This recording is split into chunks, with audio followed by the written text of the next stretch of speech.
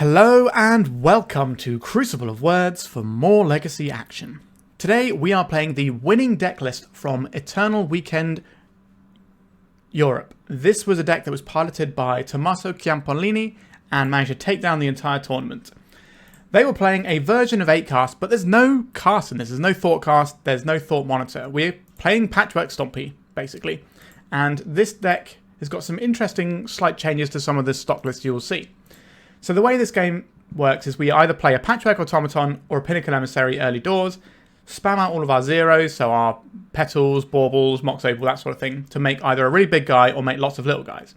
And then at some point we want to be able to make Kappa Cannoneer. This deck can make Kappa Cannoneer on turn 1 sometimes, which is kind of wild. We've got some Chalice of the Void and Force of Will as our main pieces of interruption, so we have a few things that get caught by our own Chalice, but they're things we're going to get off of the as a Saga in terms of like our equipment and our Pithing Needle. We've got some Sink into Stupor as blue cards that are also interaction, but this is mainly just to get a land that is a blue card, because getting blue cards into an artifact shell like this can be tricky. So that's the main reason for the Sink into Stupor here, but they will come up sometimes. We have Emry as a little bit of card advantage if we end up in a grindy game. And yeah, that's pretty much it. We've seen stuff like this before on the channel. It's a tried and tested deck. We're stomping down with Patchwork, Saga, Emissary and Kappa Cannoneer. There's a few interesting things about this list though. The full 4 Kappa Cannoneer is very curious to me. This is something I've been recommending people every time I play a version of 8 cast on the channel. I think this card is just really good. Just have more of these and it just gives you free wins. And that's kind of what's happening here. Also, the Aether Spellbomb is in the sideboard, so we don't have an easy way of getting creatures out of play. We have to try and somehow get blue and cast a Soporific Sink into Stupor is the spell side, which is not always the easiest thing to do in our deck. So we might struggle to remove stuff in play, but we're trying to just go through it with like Shadowspear and Lavaspur Boots and just having big guys, which is a perfectly valid plan and kind of feels like the old Stompy decks that were around when I first started playing Legacy, where it was like Sea Drake or whatever it was called. A very different time, but similar ideology here. The rest of the sideboard, we've got some Tormod's Crypts for the graveyard matchups. We've got some Dismembers to deal with creatures. We've got some Haywire Mite action. We've got some Disruptor Flutes. We've got a bunch of counter spells between Force and Consign. And that's basically it. So once again, congratulations to Tommaso for winning the biggest Legacy tournament of the year so far. It's quite a mean feat. And they had quite an interesting story there. You can check out the coverage on Twitch on the 4 Seasons channel if you want to watch the deck in action and hear a bit more about the story that got him to take the tournament down. It's kind of cool. Anyway, let's get stuck in with this one. Please remember to like and subscribe, and let's just stomp some people down. With Christmas almost here, there's no better place to buy Magic the Gathering products than 3-for-1 Trading. They boast an enormous array of singles and sealed products to help you complete your pre-modern and legacy collections. Whether you are looking for a gift for that special someone or just want to treat yourself, be sure to use the code COW3 on your first order over $500 for free worldwide shipping. We are on the play. We have patches into a couple of zeros, which you can redraw, hopefully looking for something else, but this is fine. I would like to have some access to blue mana. I think being able to, on the play, make a, 3 power guy that's going to grow and also has ward isn't a bad place to be. If they Force of Will this, it can kind of jam us up a little bit. But they did not. So we'll yield to the triggers of this, because this is going to grow, hopefully, lots this game. That's what our opponent's up to. Because we have Force of Wills on our deck, I would like to be able to get a little deeper into our deck. Okay, so they got Tundra and a Source of Plowshares. So some sort of control deck would be my guess, but it could be Cephalid Breakfast just as easily. Alright, not a blue source. Not a blue source. It is another spell we can cast, though. But this is what I meant about the blue count in these decks sometimes being a little bit awkward. Alright, they didn't play the land that we knew about. Just a basic island. Intriguing. And Urza Saga is obviously a banger here. Let's play the Shadowspear, which will grow our patches. If this resolves, we stick it on the patches and we're bashing for huge amounts of damage here. A Brainstorming response. Alright, let's get in our 5/5 guy here. Little do they know our hand is completely useless. But we don't really need our hand. We've got a 5/5 lifelink ward too. They can't kill it next turn either, and then we can start cranking out the Sagas. Because the Source of Plowshares is not going to be able to get through the ward just yet. Polluted Delta. Then we're going to grind Saga value instead of playing the patches out. This is whenever you cast an artifact spell, so we can't make a construct and grow this. Okay, we're going to see Bowmasters here. Our opponent's probably on some sort of Esper list. Trample means that it's not really great. Oh, they have a Shoulder's Edict. Okay, that was pretty good for our opponent. We're going to grind Saga value for a couple of turns. And we can go and get a Mox Opal, which will turn on blue mana, which all of a sudden unlocks our hand as well. So our opponent is still not in a great spot. They had the card they needed to have an attempt at stabilizing this game. I think if they didn't kill this creature this turn, they're probably just going to fall behind too much.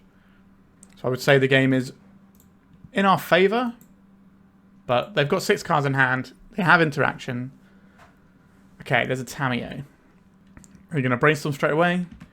They're probably going to Swords to Plowshares as a Saga construct. Let's go and access some useful blue mana off this Mox Opal, please. I'm going to plow this one while it's small. It also won't be able to attack our opponent this turn unless we're going to get the Lavaspur Boots. But we're not doing that. We're going to get the Mox Opal. Let's get Emry in. Have my own personal Howling Mine. We're going to pop our Graveyard out so we can see what is available. We could save this Bauble, or we could just keep drawing extra cards because we have things like Force of Will I wouldn't mind finding here. I suspect our Emry is going to get tagged by this Swords to Plowshares. But that does save our beatdown plan a little bit. What we don't want to see is a Tamiyo flip, which then gives them the ability to keep rebuying removal spells. They can cut out our engines and then deal with what we have left. It'll be alright. But if we could just get a Kappa Cannoneer into play, I think the game is over. They've got a Ponder. So they can flip the Tamiyo on the next turn if they want to, because they can crack a Clue and Ponder. But Tamiyo just minusing is probably not going to be good enough. Oh, sorry, just minusing our creatures is probably not going to be good enough. They would need to have another mana and have a Swords to Plowshares for our bigger boy. Here is the Ponder we knew about. Also note that in case you're playing the deck on paper, when you Urza's Bauble somebody, they get to know which card that you've seen as well, which was a question that came up in the chat on the live coverage. 3 mana. Teferi? Teferi would be pretty good here. You bounce the construct. That still leaves us with the Emry, which is a little bit worrying for our opponent. Alright, they're just pending. Okay, that's best case scenario for us, because they still have this plow, right? Let's go and get our Patches stuck in here. We can get Patches alongside Emry. They didn't attack with the Tamiyo, which means they're chump blocking with the Tamiyo. I don't know if our opponent's going to have a sweeper, like Supreme Verdict. I guess it's entirely possible. I'm going to hold this so we can play Kappa Cannoneer more reliably next turn. Means we're going shields down on Force of Will, but the main thing we don't want our opponent to have is Supreme Verdict, which we can't Force of Will anyway. Haven't seen a lot of Supreme Verdicts, but I think it's a card that should be coming back into the meta now. The format seems quite creature heavy at the moment. Stock up. Okay, so we're definitely in the grindy control ballpark here. And a Ponder. So we've got a free roll to attack our opponent this turn. 5, 6, 7. We can play a bunch of different things. We're getting Thoughtseize. We are getting Thoughtseize. Have a look at one of my beautiful Kappa Cannoneers. How do you like them apples? Alright, they've had enough. We did the Stompins. What do we want in a matchup like this? So the things I'm most worried about are Null Rod, which we only have counter spells as an answer for. We're not looking at Meltdown. There could be some kind of Serenity, which also gets covered by the Force of Negations here. I think that's probably all I'm really worried about. Cutting off their cantrips is actually really good. It doesn't look like they're playing Wastelands. It's certainly possible they are, but I don't think we need this Pithing Needle, which gives us like another force just to make sure that we're not getting got by some spooky thing. Do we want any of these things? If we're expecting Supreme Verdict, we could board in the Disruptor Flutes to make those worse. I don't think that's what I'm about. I think we're just going to make a slight change here and just keep stomping away. A lot of the stuff we have here is for combo-specific matchups rather than control. The way that we beat control is we're just an Ancient Tomb deck with lots of like ways of jumping ahead and smashing our opponent up. Alright, I'll keep this. We're going to get Thoughtseize on turn 1. No, we're not. So they have Planes, which means if they want to interact with our Patches, it's going to have to be a counterspell, like a Force of Will. If we get Patches down and play this out, we could have waited a turn. on this one, actually. I think about it. It would have been slightly cleaner to wait so we could maybe get some Pinnacle Emissary value. Stony Silence. That is pretty good, isn't it? That's a good one. Let's just get stomping away. I think we're supposed to play out this Sink into Stupor as a land. I don't think we're doing Pinnacle Emissary stuff yet. I think this comes into play tapped. So we can play one of these on 0 to get some more guys, to get some more power on our guys. But I think the plan is next turn we play the Pinnacle Emissary, play Chalice to the Void, X equals 1 to shut off Force of Wills and cantrips and stuff. And then we can play this on 0 because all of our zeros are going to be shut off by the Stony Silence anyway. None of them are going to be worth casting. But well, we can still cast them. The only value we get is the cast triggers on them. Kappa Cannoneer. That's a good boy. Let's go for Pinnacle Emissary. Let's warp this in. Let's go for a Chalice. We might be able to make the Kappa Cannoneer this turn as well. We'll see what our opponent does though. There's an argument for not going in on the Kappa Cannoneer in case our opponent does have Supreme Verdicts. They do look to be very much in the Dirtly control side of things. Swords to Plowshares, targeting one of our patches, and they're going to pay for the ward, so we're going to lose our biggest guy. Then the Chalice comes down, and then we can play this one. We can't actually get the Kappa Cannoneer down just yet, can we? Because we have no blue source, because this petal doesn't tap, and this doesn't tap either. So there's no point playing this, because we could play this next turn as a way of putting counters on our guy. So I think we're just cracking in for 4 here. Goodbye Pinnacle Emissary. We're not able to ever cast this if we're under a Stony Silence because we don't have red mana in our deck that isn't artifact based. Surveil Land, that is not the second white for something like a Supreme Verdict. They could have Toxic Deluge. That's certainly a fine enough option. 1, 2, 3, 4, 5, 6. This will grow our patches. Our opponent is very dead next turn if they don't deal with this. We have 6 mana's worth of ward they have to interact with. Sure, you can Bowmasters. That is not what you require. We're holding this in hand so we can make this unblockable next turn. Under the bus you go. So Orcish Bowmasters was one of the reasons 8-cast kind of fell by the wayside. But if you're not playing a bunch of like the draw effects, then you don't care about Orcish Bowmasters very much. It's kind of a nice little next leveling that we've got on this deck here. It's only a 2-3 for now, which is okay. We can certainly race that because Kappa Cannoneer is always the biggest game in town. So we can play this Seat of the Synod. That'll make our guy 6 power unblockable. We could make this bigger, but it's just going to trade with a Barragoyf. Am I okay with it trading with a Barragoyf while the Barragoyf is... We may as well save this so we can be unblockable next turn. These two come in. We just have lethal next turn. We can just hold back the patches. Okay, they would like to Prismatic Ending my Chalice. Okay, so you can cast 1-drops again. But what 1-drops have you got that deal with Kappa Cannoneer? Brainstorm probably isn't the one. I think we're going to put this game away on the next turn. Even if they attack for a bunch with this Barragoyf, Kappa Cannoneer should be big enough. Yeah, they're going to come in. We can take this trade if we want to. I don't want to. In case our opponent has like land into Shoulder's Edict and make us sacrifice a non-token creature, and then we'd only have the Kappa Cannoneer to sacrifice. Because I don't care if our opponent gains life, because we're going to play this and it's going to be lethal anyway.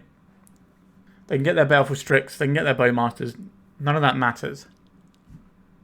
And a Patches as well. Sure, why not? We do need one of these spells to resolve. Consign To Memory, sure. Still grows the Patches. Then we play the Mox. Oh wait, this won't come into play, will it actually? It will just grow our guy. Alright, they're scooping it up. But this, it's not going to come into play, so they can block the Kappa Cannoneer. But they still take 7 here, don't they? From these guys. Yeah, no, that is still fine. Alright. Yeah, we stomped pretty hard. Let's go to round 2. What does this hand do? 1, 2, 3, 4, 5. We're pretty close to Kappa Cannoneer. This is a turn 1 Chalice. We're on the draw, so maybe we can make the turn 1 Kappa Cannoneer. I'm going to keep this and see how it pans out. I'm curious. Emry is a pretty nice pickup here.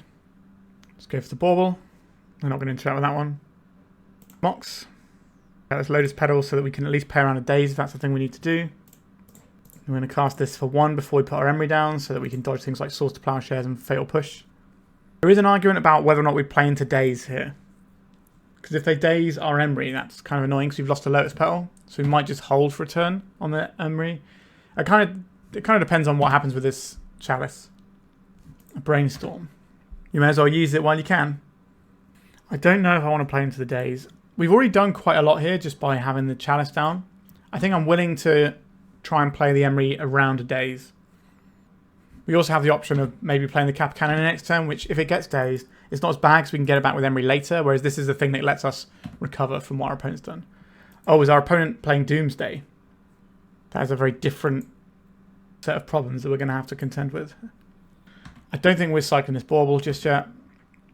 I want to keep it possible for Kappa Cannoneer. Now that we know that our opponent has... Oh, I really don't want to play Chalice for 0 here, just to get a Kappa Cannoneer. This is going to shut off a bunch of our draws, including our Howling Mine draw, but it will let us just put some massive beef into play. 1, 2, 3, 4, 5, 6. Alright, I think we're going to go for the Chalice on 0. Our opponent's showing us a Lotus Petal. Maybe they're playing Ad Nauseam Tendrils or something. And then this can hurt them on that front as well. Getting to tap a Lotus Petal without it dying is always cool. How do you feel about my giant turtle? Okay, we're getting a Surveil. So if I had to guess what our opponent was playing, it would be Doomsday, based on what we've seen so far. Alright, we're in with the Kappa Cannoneer. We can make another one next turn.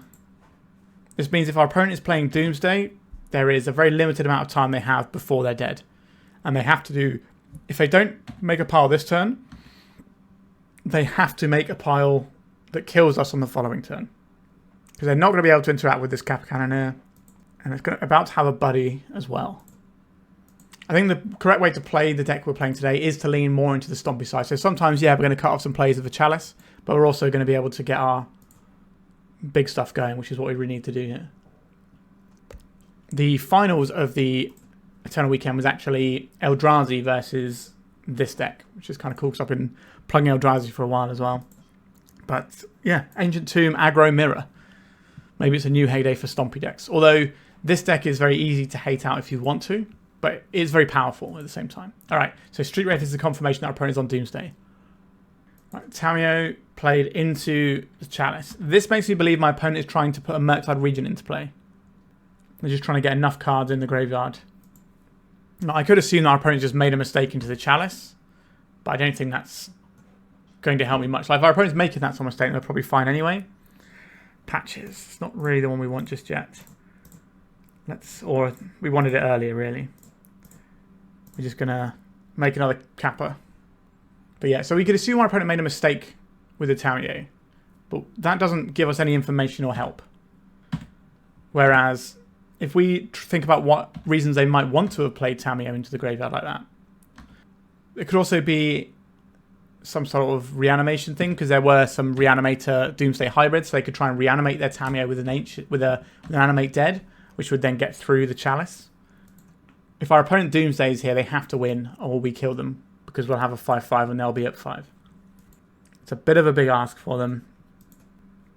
They could try and stop us from growing this, but there's always the risk that we just draw another Seat of the Synod, and then boom, that comes in.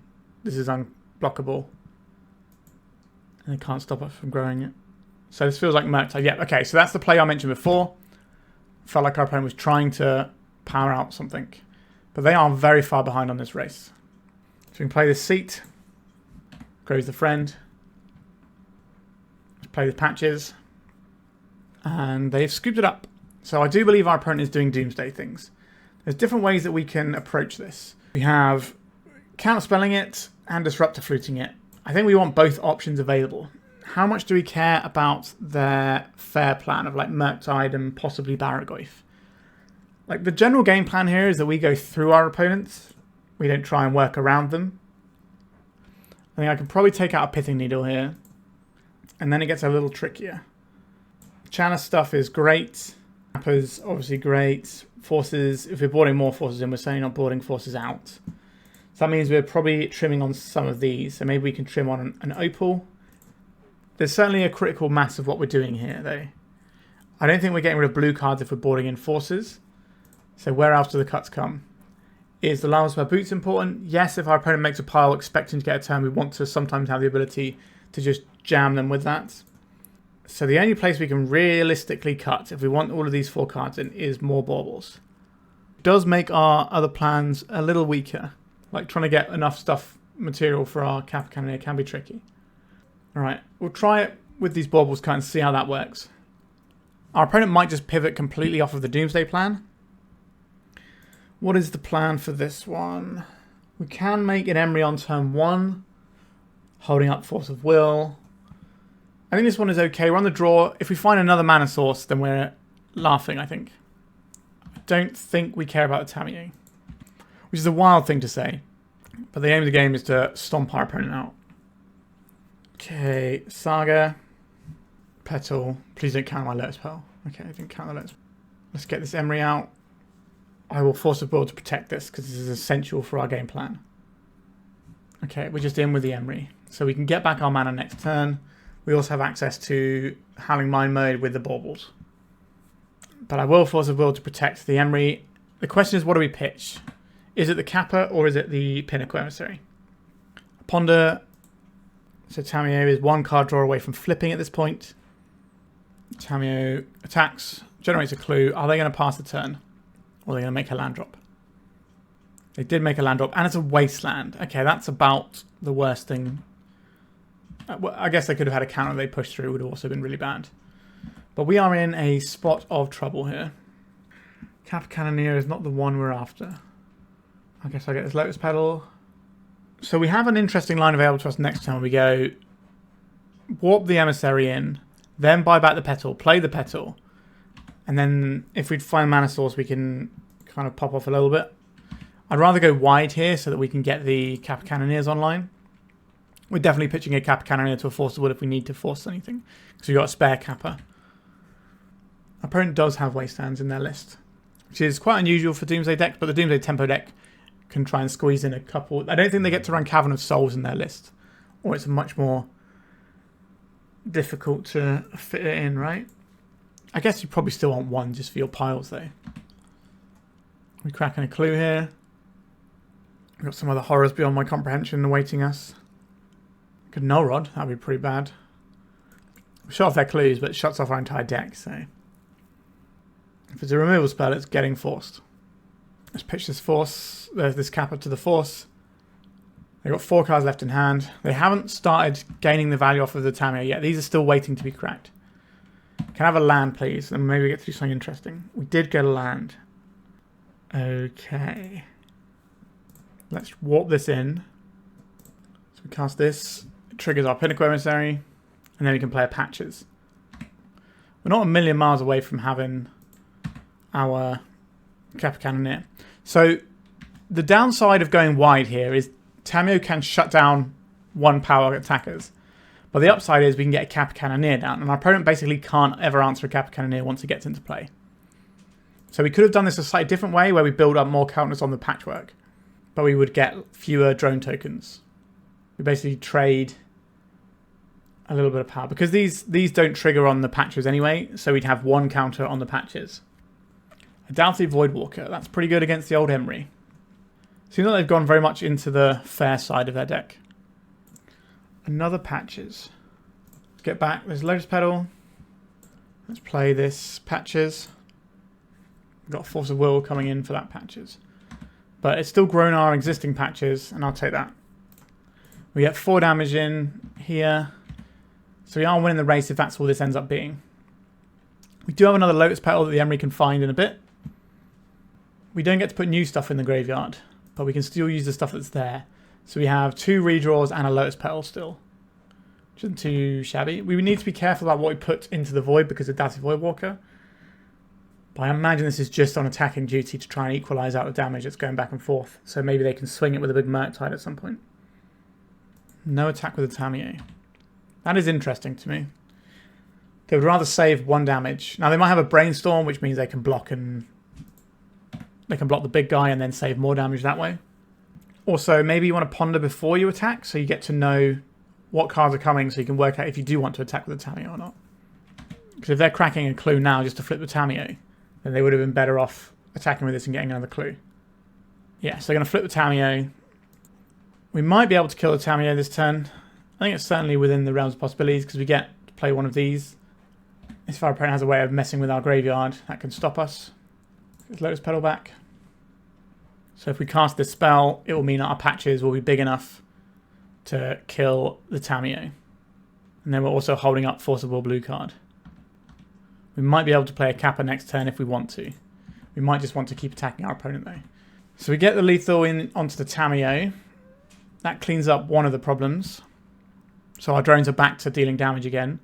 Our opponent attack is down to 13, but then we've got a crackback for 5, 6, 7, 8, 9, 10 damage minimum.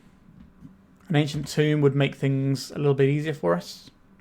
They can get a Lotus Petal out of our exile zone with the Doughty Voidwalker if they need more mana. Fatal Push on Patches. They're going to pay for the ward. And then we're going to Force of Will it anyway. What are they getting here? There's not a Force of Will in exile. They want a Lotus Petal. They have to cast it with normal timing restrictions. So they can't cast it in the middle of this stack battle. Nothing they can get off of us.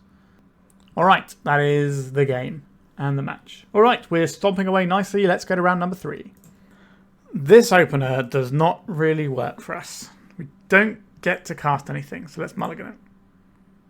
So this is not great.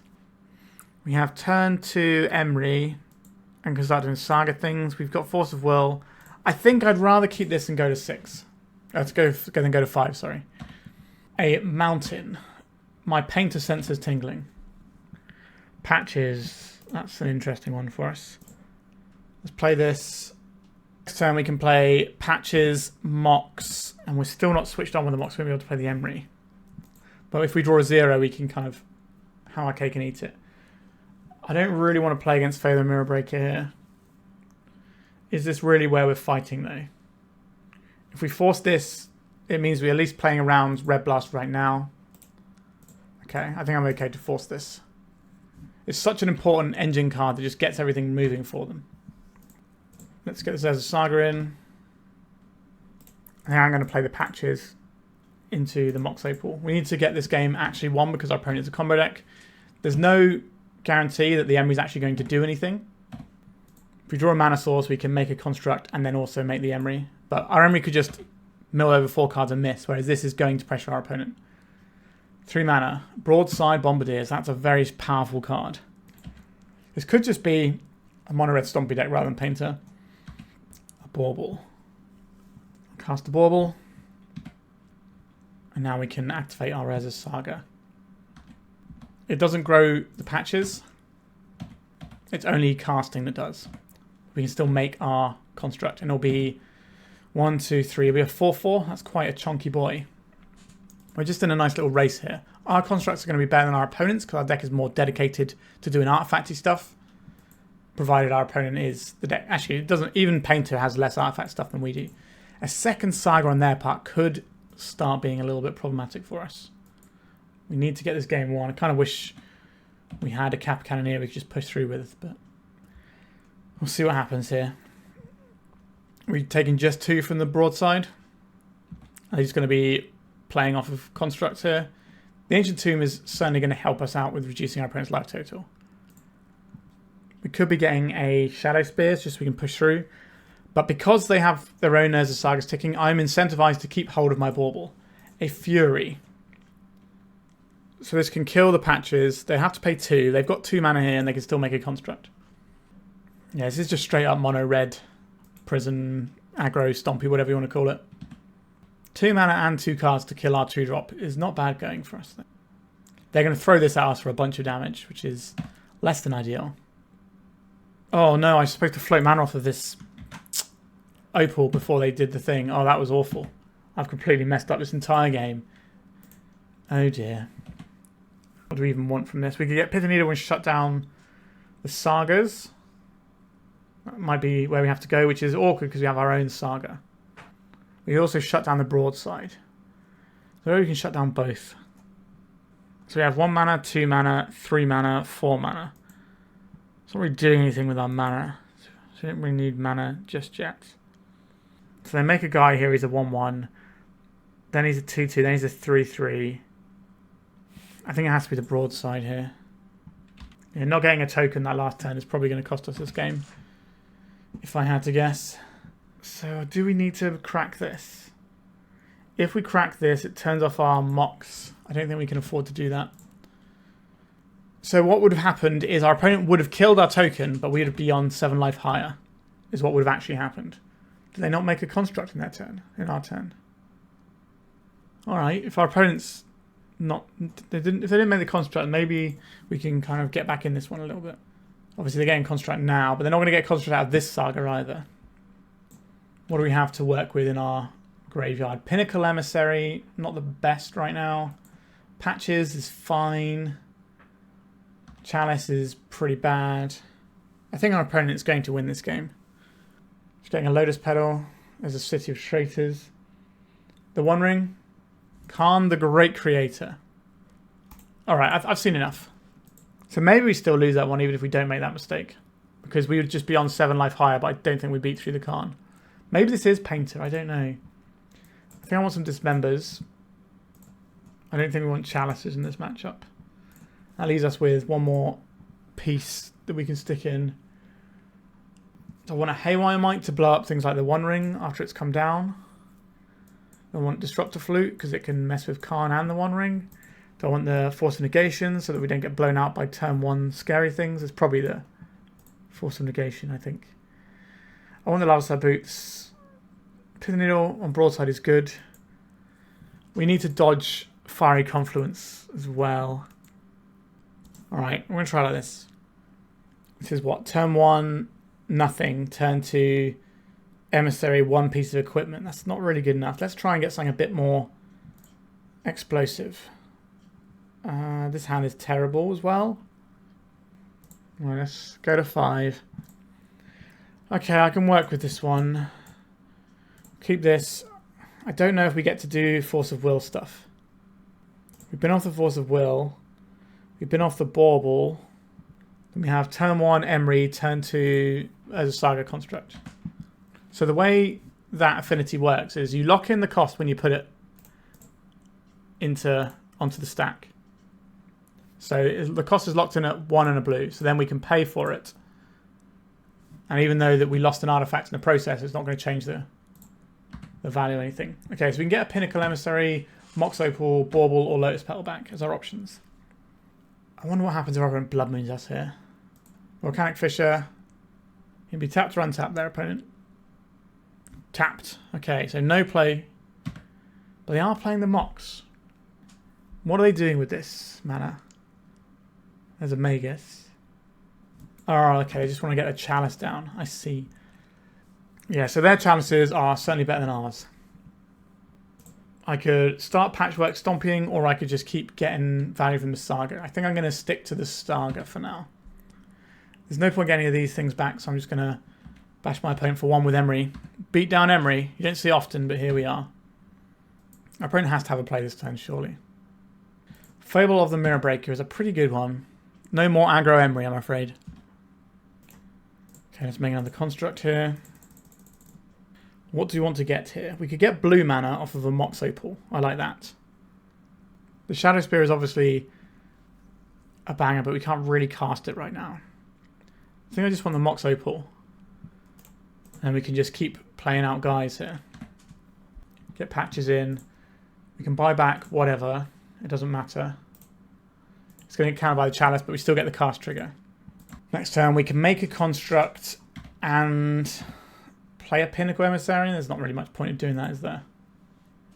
We could probably play out a Kappa next turn, but I think the constructs are just going to be better for the most part. I'm not expecting Meltdown our opponent. It's going to be Fiery Confluence. Opponent's got an Urza Saga. They've got a decent amount of artifacts, including treasures they're going to get off the Shaman, so they can have a pretty good run of things. Oh, the One Ring. Yeah, hopefully we can beat our opponent down enough that we can actually make the drawback of this card matter for once. There was no One Ring decks in the top 8 of Eternal Weekend. There was a lot of aggressive decks and tempo decks that can kind of try and keep the One Ring out. seems like a lot of people were prepared for the One Ring in an interesting way. Let's try and get back this Lotus Petal, I suppose. Oh no, it was countered, but our guy gets bigger. Cool. There's no point attacking here. 1, 2, 3, 4, 5, 6.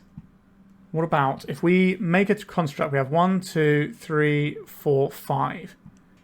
So we don't actually have enough. Would I rather have a Kappa Cannoneer or another construct? It's probably the Kappa, right? It's just bigger and harder to interact with. My friend's going to need a pretty good turn to get through everything here. If they've only got 2 blockers, they're still going to take 10 plus however much we can pump this. There's probably going to be 2 pumps because we're going to get the Urza Saga construct and the thing we get off of Urza Saga.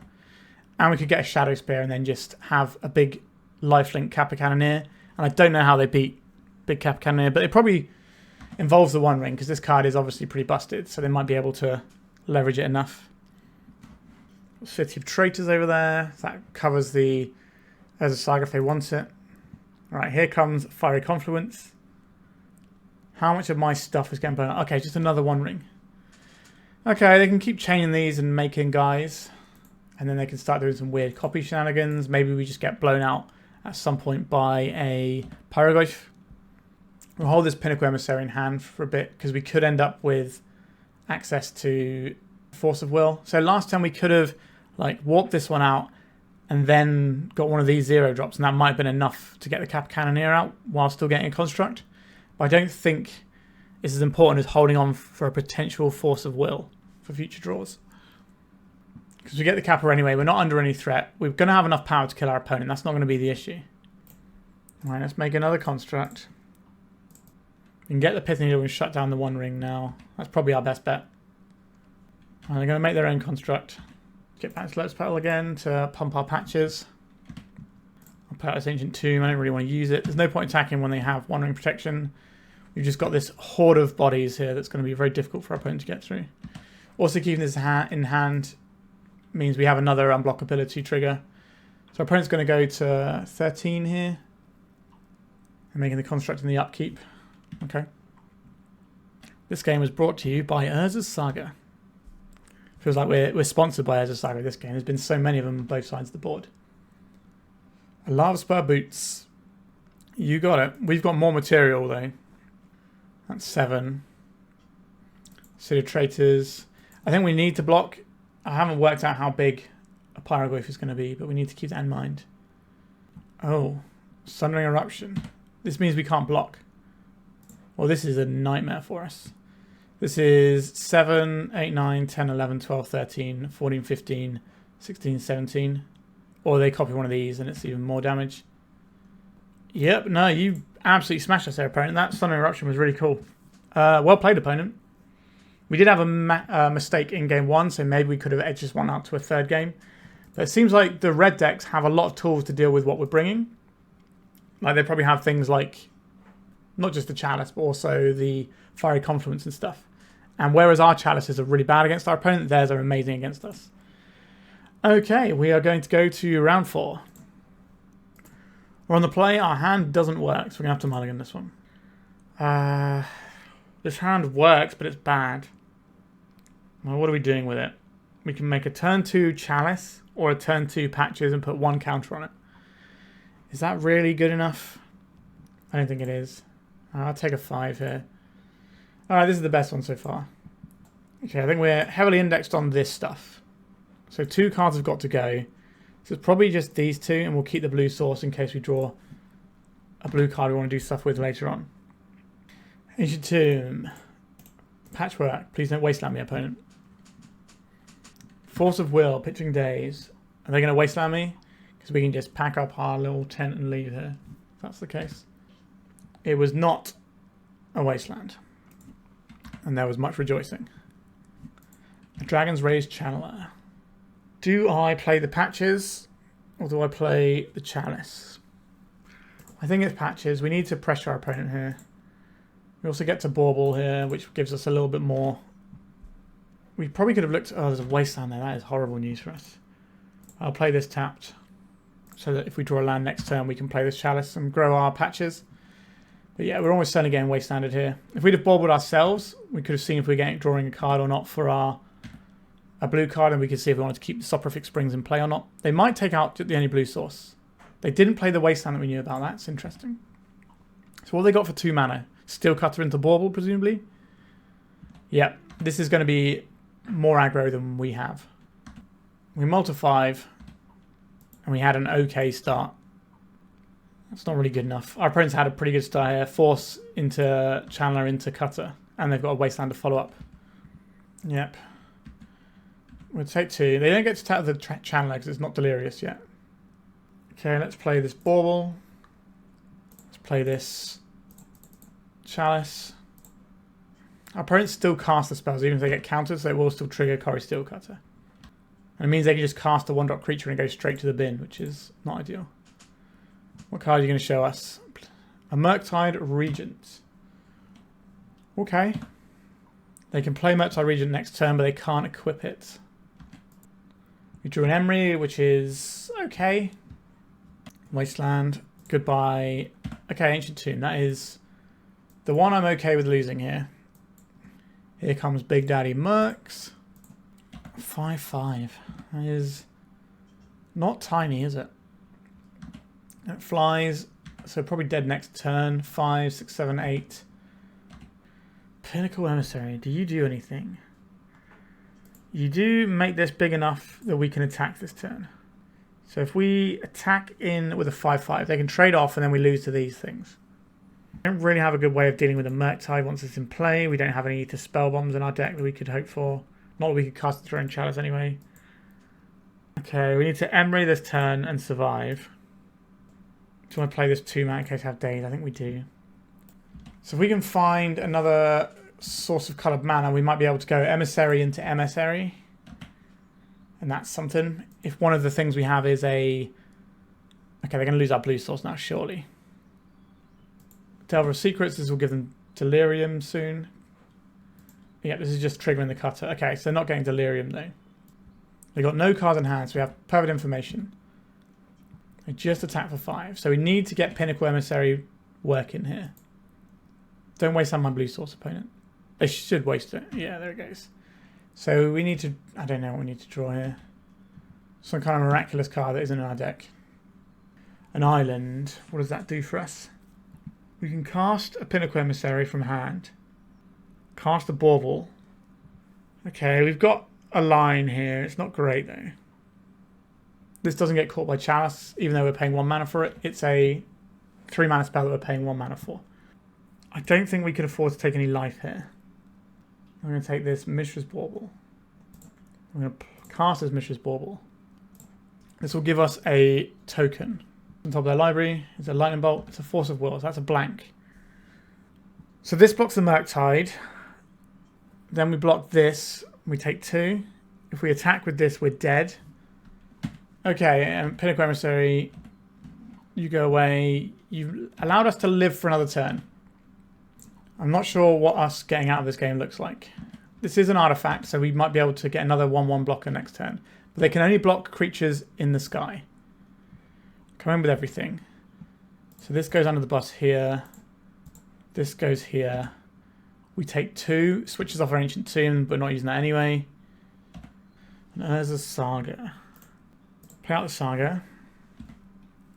So we can get the Pinnacle Emissary. You can only warp from your hand though, right? Exile this creature from your hand. So you can't warp this in. We can make this guy bigger. 6, 7, 8 isn't enough, and then our opponent kills us. Yep, they managed to get over the line there. Wow, that was awkward, wasn't it? Null Rod is a card our opponent has access to, which means we probably need to keep in some amount of Force of Wills, but I don't think we want more Force of Wills. Small Script sometimes does stuff. Aether Spellbomb is really good in this matchup, so I wouldn't mind having access to that. What looks bad here? Pithing Needle is kind of medium, because by the time we've chewed it out, it's already kind of done its thing. So, like, we already had a Saga go the full way without being wasted. So I think I'll just have an Aether Spellbomb instead. Dismember is an interesting one. They have a bunch of things I would like to destroy. Where would we fit that in? The Chalice is very good here. We have to hold these for Null Rod and Meltdown, really. Can we afford to get these in, or are we just trying to stomp through using... Yeah, I think we just have to try and be the bigger creature deck. So turn 1 Chalice, and then we can start doing Saga stuff, right? So we have 1, 2, 3 artifacts that pays for Chalice. Sure. Turn 1 Chalice on the play is pretty reasonable. I'm not looking forward to getting wastelanded, but when am I ever looking forward to getting wastelanded? Saga, Bauble, Bauble, Mox, Chalice. I'll take 1 redraw here. I would like to keep up Metalcraft, which is why we're not redrawing all of them. Okay, so we can redraw for this one if we think this is going to resolve. Oh, Wasteland! Well, well, well. A Kappa Cannoneer. I'll hold this for next turn. 1, 2, 3, 4, 5, 6. So we can try a Kappa Cannoneer next turn. Our opponent can't cast any spells this turn. Well, they can, but they can't resolve when he spells this turn. Ancient Tomb. This allows us to play around days, which is pretty good. Okay, blue. So this is 1 in our pool to pay for a days. And we're just in with Kappa Cannoneer. Okay, I think this game is going to be pretty favourable for us. This card is somewhat bananas. If we get Meltdowned, that's kind of annoying because we lose the Chalice. We also lose the redraws because we could have had 1 redraw this turn if we didn't play around days, but I think it's more important to play around days. Now, Meltdown will not deal with this Kappa Cannoneer. So if they spend their turn and 2 mana to melt us down, they're going to get bashed for a bit. And every artifact we find is going to be gas. You do get into interesting situations with whether or not you hold an artifact or you keep it, depending on what you want your Kappa to do. 1, 2, 3. So we can still bauble our opponent here and get a little indication of what to expect. I think I'm okay playing out this Patches off of an Ancient Tomb. Just going to grow our Kappa. Get to attack here. Do another card. A Lightning Bolt, that's locked away. We're drawing extra cards. I'm going to hold this for Force of Will. Petty Theft on our poor defenseless Chalice of the Void. So they can unload in a big way this turn, but we're going to get some extra cards. Pinnacle Emissary, Force of Will, there we go. The thing that we played for is here now. We can pitch a Sink into Stupor for this as well. Ponder, not really the big high-powered Meltdown they want. I guess they didn't even want a Meltdown now, because Meltdown doesn't catch either of these. I guess they could have Meltdowned in a way that killed this and the Mox, but still leave us with a Kappa. Brainstorm, you can cantrip all you want. I don't think it's going to be enough.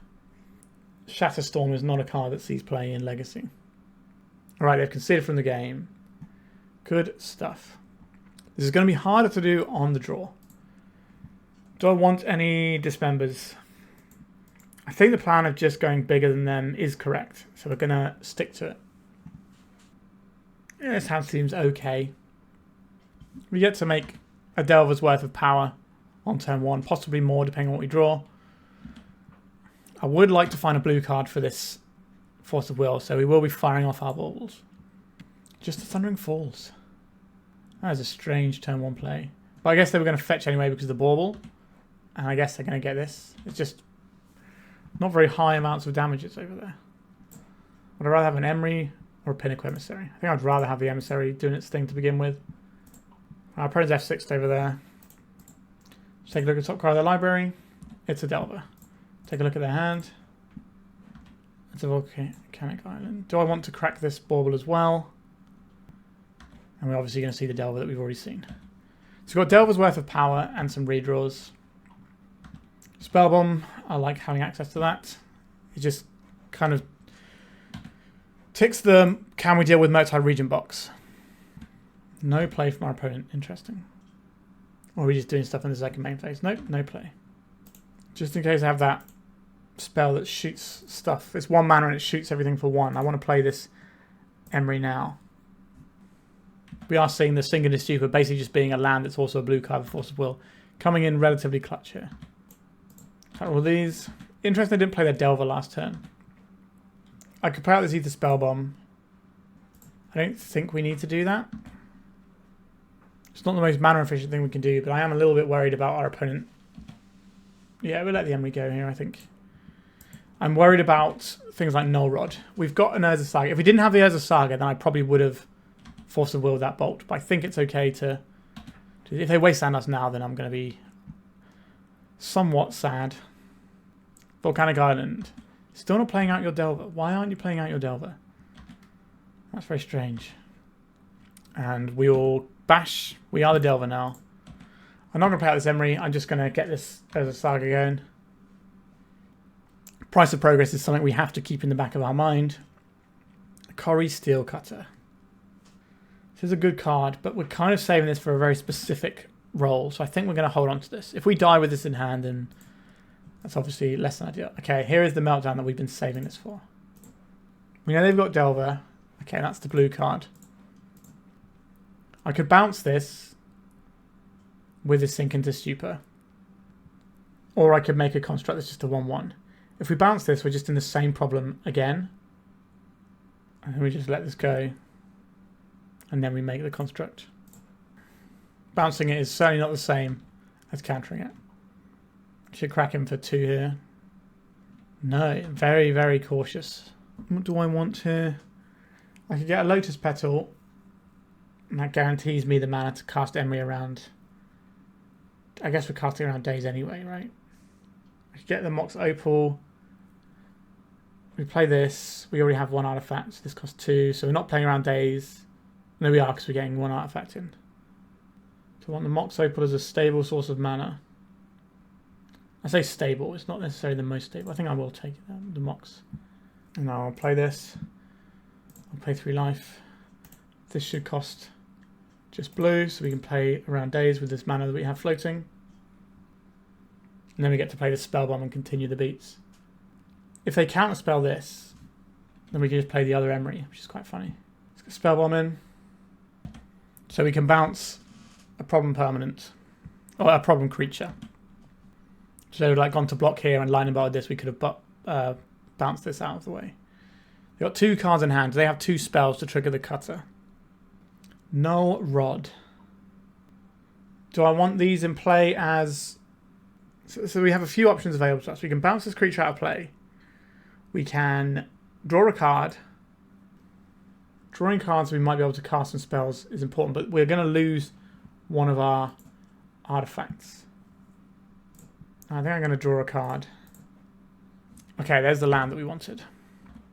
Oh, you have a follow-up as well? Come on, opponent. Are they going to Murktide Regent now that our Aether Spellbomb's gone? Sometimes Delver, be Delver in. Okay, what is this? Exile target artifact. They're going to get rid of our construct. The most annoying part of this is actually the making of a guy. Yeah, we're going to take a pretty big hit there, but our opponent should be out of action for a couple of turns. I don't think we can afford to use this Ancient Tomb. I think we get back our patches and pass. So we're going to take a hit this turn. We need our opponent to like not draw cantrips. If you go cantrip, cantrip, then we're in trouble. Okay, just taking 3 is fine. Shadowspear is not the one for us, is it? Can we do anything with Pinnacle Emissary? No, we don't have any red mana. We're not going to be able to get red mana either. So we probably just go for... Do we go for Shadowspear? Sorry, not Shadowspear. Lavaspur Boots. We can't equip it, so that doesn't seem great. It's probably just the Chalice on 1. Although I kind of want to cast this Shadowspear in our hand at some point.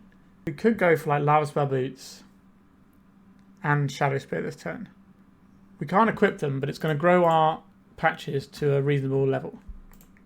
So hopefully we'll stare at each other for a couple of turns whilst we're getting a little bit of value out of our Emry. The other option there is that we get the Chalice, but then we get hit by this monk. We stop this one, but then we take a hit for 2. No attacks, that's good stuff. So now we target the Chalice, cast the Chalice, cast the Bauble. This grows our patches even more. Am I attacking here? I don't think so, because while it's not lethal, they don't have to block. And then they get more chance to kill us on the crackback with like a spell or 2. This does give our opponent windows, have Murktide Regent come down and stomp us up though. But they can't give it haste with the Corrie Steel Cutter, so he will get a turn. But answering it is going to be very hard. This game is pretty evenly poised, I would say. Opponent's got 3 cards in hand. Felt like they had something because they paused for a long time. Sink into Stupor. That is worth playing an Ancient Tomb out for, I think. Let's get back Lotus Petal's as good as anything.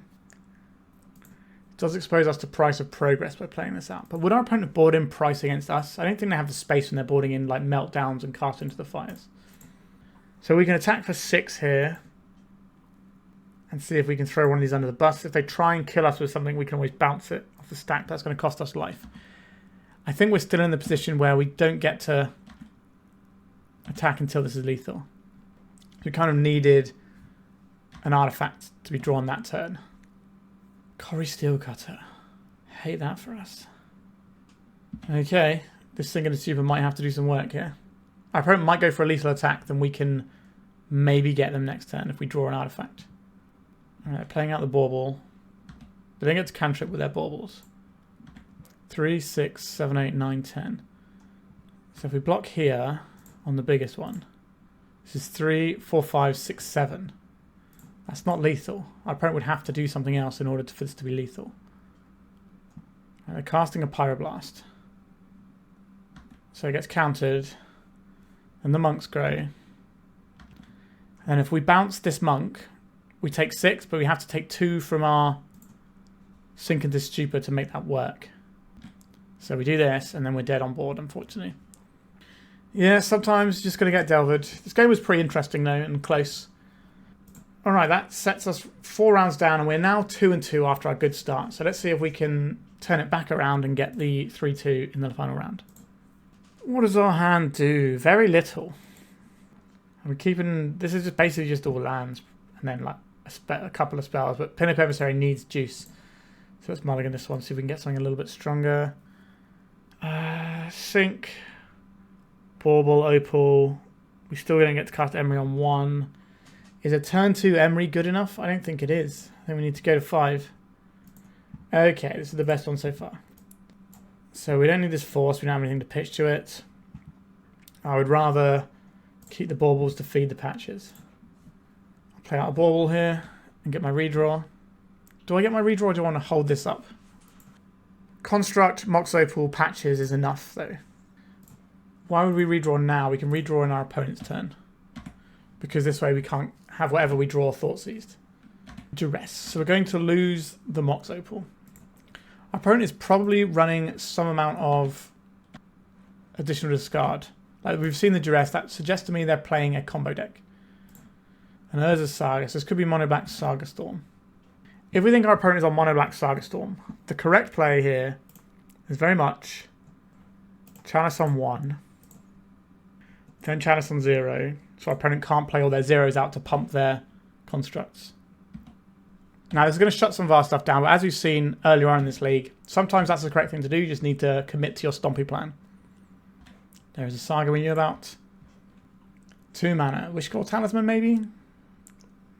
It is a Wishclaw Talisman. We're bashing. So we can Pithing Needle the Wishclaw Talisman if they don't use it this turn. So before they can pop this and get a Lion's Eye Diamond. They might just be trying to play out artifacts just to make their guys bigger. Let's get ourselves a big friend. Ourselves another big friend. We now need to make a decision. What's more likely to kill us? Wishclaw Talisman or them getting 2 Urza Saga constructs? I don't think they're going to be able to pump the constructs at all. It's just going to be Wishclaw Talismans is pretty much the only thing they can find for it. They could fetch first here. I think they are a mono black deck and this is just splashing for Surveil lands, not actually for the colours. So we get the Pithing Needle here. What do we name? Do we name Wishclaw or do we name Urza Saga? So this turn... Okay, our opponent's scooping. We don't have to choose. I think we name Urza Saga. I'm not sure what they can get with this Wishclaw Talisman that helps them out here. Okay, so our opponent appears to be on the Storm end of things, which means we finally get to board in stuff from our sideboard that we haven't really been using. So all of this stuff has text. Chalices are pretty good. The Pithing Needle is fine. It's probably not a Lavaspur Boots matchup. The Shadowspear is okay if we end up in a weird back and forth slogging match with Urza Saga constructs. Probably trim on some of our baubles. We got a lot of cards that we're bringing in. I guess that makes our Pinnacle Emissary slightly worse. We can trim one of those. It's a bit tricky from here. Maybe we trim a little bit of top end. We've got a lot of blue cards at the moment if we stack them all up like this. 24 is a very respectable number. So we could even afford to cut like another Pinnacle Emissary. Do we need all of these things? There's a lot of things. Alright, just trim some more baubles. Maybe that's a mistake. But if we're going to be putting Chalice on 0, then that makes some amount of sense to me still. We can still get pumps off of them by casting them. Just not that they're completely dead. We can just play all our 0 drops before we play our Chalice. This one seems okay. We've got the Consign, which can do some work. If we get Duress on turn 1, which is quite likely, our opponent probably has 8 discard effects. We probably lose the Consign. Haywire Mite. Okay. This hits non-creatures. I think we're playing Patches out. And we could jam a couple of Baubles or a couple of 0s. We'd probably hold on to the Lotus Petal in case we need to consign something. We get to grow our little friend here. We could play out an Emry and go shields down this turn. I guess I'll draw first and see. A Lotus Petal. We could draw like a Force or something here. Sink into Stupor. Not great. But it can be a blue card later on. An Urza's Saga. So we can consign the trigger that lets them make constructs with this, if that's what we're worried about. A Wishclaw Talisman is not colourless. The Lotus Petal is, but I don't think we're going to be interacting with that one. A Mox Opal. I don't hate that one for us. We're going to get the Emry in. Getting more cards means we get more interaction for our opponent's deck, which I think is where we need to be. Am I interacting with their Urza Saga? I think we can probably outgrow their Saga. We could stop this from making constructs. Our opponent's got 4 cards in hand, plus a Wishclaw. I don't think we can afford to interact with the Saga construct here. I think we telegraphed a little bit that we have a Consign To Memory by pausing on that. Whether or not they can work around it remains to be seen. If they just duress us down and strip it anyway, we're going to feel pretty silly for not hitting the Saga. We have a Pithing Needle that we can use next turn off of this Emry, so it might force our opponent to act now and then stumble into the Consign. Let's get this Pithing Needle. We're going to make a construct token. I think we still name the Wishclaw because we can beat their constructs with our constructs. We can also bounce one in an emergency as well. If they have another as a Saga, this could get a little bit spooky. Do I care about them tutoring here? I don't think so. Lion's Eye Diamond. If they discard in their hand and putting something on the stack, we might be able to interact with it. Raucous Theatre. Yes, this is why they have fetch lands, so they can get the Surveil off of the Raucous Theatre. So we're going to take a bash for 8, I would imagine. Yep. And it's not a small number. Let's get our other Saga up and running as well now. Let's get this Bauble. So we can sink into Stupor a guy and make our own guy. 1, 2, 3, 4, 5, 6. Lotus Petal's pretty good here. Make a construct. I think it's going to be easier. Actually, no, we can double block this guy. And then we can bounce this guy. And we still have Consign To Memory up in a pinch. And we've wiped out their pressure. They get to pick one of these. They're kind of the same, more or less. I think the construct is actually slightly bigger because we're going to be making multiple artifacts next turn that aren't cast. But we've dealt with their pressure. We just need to deal with their combo potential. Every deck these days has like so many different angles. Which one are you going to kill, opponent? Alright, they left us with a construct. That's kind of interesting to me. I think this one is the one that readily grows more. Putting this in the graveyard just means we get it back with Emry. Urza. Okay, this gives them uncounterable spells. But we might be able to blow them out with a Consign To Memory on a Storm trigger. Tendrils of Agony. Consign. Oh, is this spells and abilities? Spells and abilities. Okay, 2, 4, 6, 8. Oh yeah, we're just dead. Oh, that was well played there. Okay, I think how we sideboarded makes some amount of sense. Do I need Dismembers in for this Urza thing? You can counter it on the way down is the thing. So I think we're just going to leave it more or less as is. Kind of want some more pressure though. Maybe this isn't about the Emry grind and maybe this is more about the Pinnacle Emissary beatdown early doors. Which means you probably want another Bauble if we do that. So maybe we go something like... Right, we'll try this out. We just want to establish a clock and then disrupt our opponent. Just play that sort of tempo game plan. So if we give our opponent enough time, they will get there. I probably did need the natural tendrils there for that one, because we shut off the Wishclaw Talisman. Let's do some maths. So we go this into this, and we have 1, 2. So this is 1. This is 1 for Kappa Cannoneer. This is 2, 3. This is 4, 5. This is 6. So we can make a turn 1 Kappa if we just put this back. It's a line. Just Stompy life.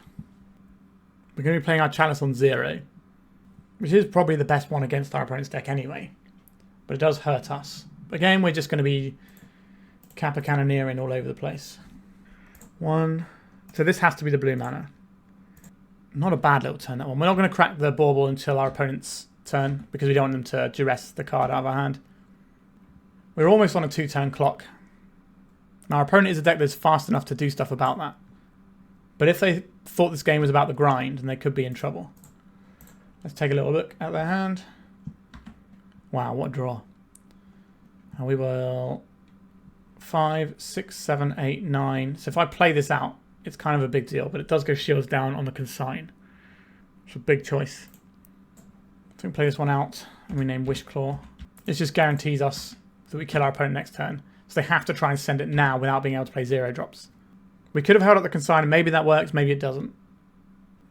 But I think guaranteeing that the game is fewer turns makes sense, and we won the match. Okay, cool. So we managed to get there in the end. This is the gross thing that this deck does, really. Turn 1 Kappa with like 4 friends is disgusting. And that was a Malta, I can't remember if it was a Malta 5 or a Malta 6. I think it was a Malta 6. So we finished 3-2. We absolutely smashing people up. We also got smashed up a bit occasionally as well. Let's have a look at the list. So I think this deck is fine. I think there's some really good stuff going on. It's very powerful. Like, the ceiling of what this deck can do is genuinely quite disgusting. I like the way that it's not as cold to Orcish Bowmaster as it used to be, because we are living in a world where Dimir Tempo is incredibly popular right now.